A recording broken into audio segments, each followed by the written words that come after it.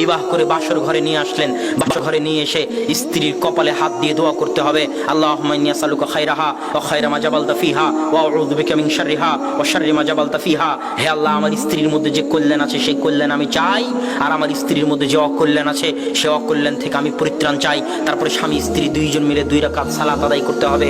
2 রাকাত সালাত আদায় করে আল্লাহর নিকটে এই পরিবারের জন্য রহমত, বরকত এবং শান্তির দোয়া আল্লাহর নিকটে চাইতে হবে। কেননা আল্লাহ রহমত বরকত না দিলে রহমত বরকত সম্ভব নয়, কোনো দিনই সম্ভব নয়।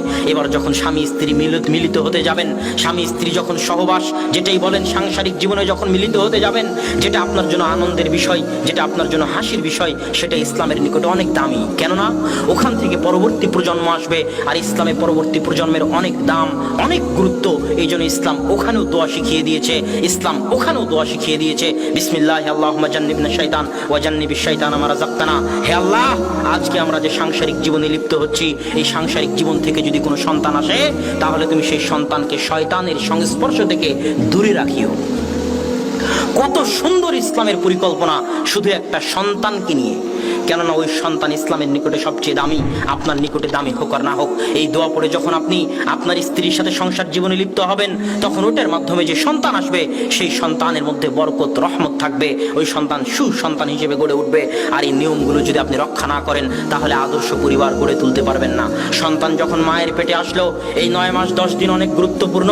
এই 9 মাস 10 দিন মায়ের হায়েজ, মায়ের ঋতু বন্ধ থাকে। কেননা মায়ের রক্ত থেকে সন্তান খাদ্য গ্রহণ করে, যেটা জন্মের পর নাভি কেটে ফেলা হয়, নারী কেটে ফেলা হয়, ওটার মাধ্যমে সন্তান মায়ের রক্ত থেকে খাবার গ্রহণ করে, মায়ের রক্ত থেকে খাদ্য গ্রহণ করে।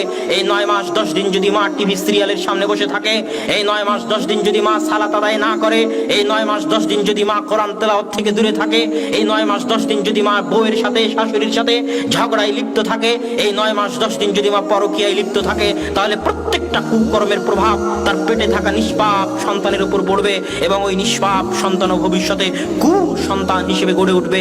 আদর্শ সন্তান হিসেবে গড়ে ওঠার সম্ভাবনা তখন অনেক অনেক কম থাকবে।